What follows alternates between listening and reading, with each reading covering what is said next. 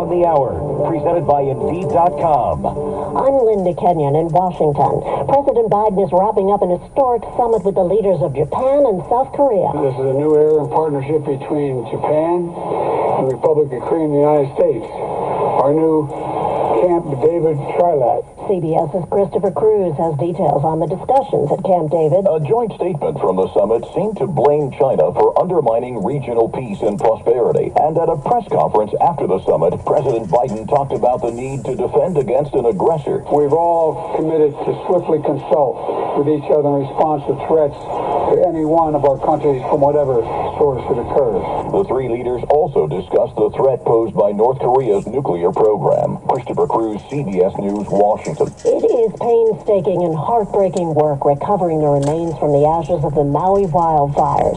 CBS's Elizabeth Campbell is there. There's been a lot of neighbor helping neighbor, but people also tell us that they need more from the government. So while FEMA is here on the ground making a difference, they need more monetary donations. They need more support, and they need people to remember them. There's going to be a lot of rebuilding that needs to happen, and that's going to be for a lot of people starting over from scratch, and they want to be able to keep their land and find a new home.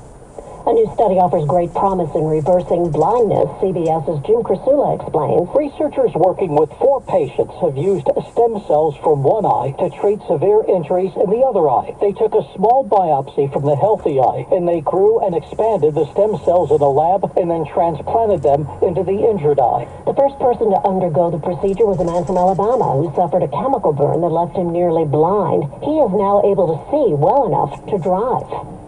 Days before sentencing, the Justice Department reveals it's going to seek more than a quarter of a century in prison for a group of men convicted of conspiring to attack the U.S. Capitol on January 6th.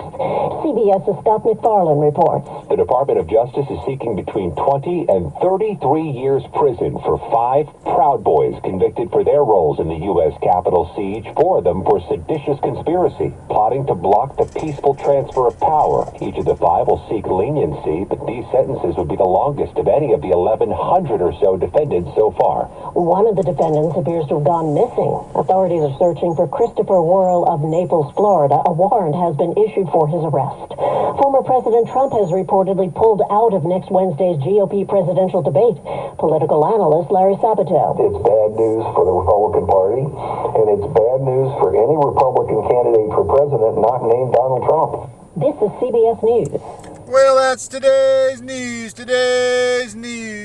I didn't hear any good news, did you? I didn't think so. I guess it's all about perspective. The glass is half full. Well, as always, I want to thank you again for coming along with me on these Dash Cam News adventures. You know the drill. Peace, love, and all that hippie jazz. Bye-bye, everybody. It's 75 degrees.